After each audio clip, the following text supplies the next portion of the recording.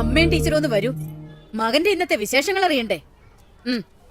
നിങ്ങൾ അകത്തേക്ക് വന്നപ്പോ പുറത്തേക്ക് ഒരു ആംബുലൻസ് പോകുന്നത് കണ്ടായിരുന്നോ? കണ്ടു. ഞങ്ങളുടെ കാരണം മുട്ടിയനെ. Sorry. It's all right. Sheela Paul ആ പേര് പറഞ്ഞത് നന്നായി.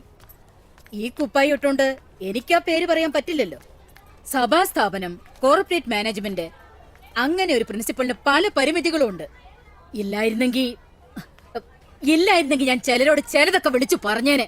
എന്താണ് സംഭവിച്ചത് സിസ്റ്റർ? നിങ്ങൾ ആ സീസോ കണ്ടോ? സാധാരണഗതിയിൽ ആ സീസോയിൽ നിന്ന് പിള്ളേര് വീഴാൻ സാധ്യതയുണ്ടോ? ഇല്ലെന്ന് തോന്നുന്നു. തോന്നണ്ട, ഇല്ല.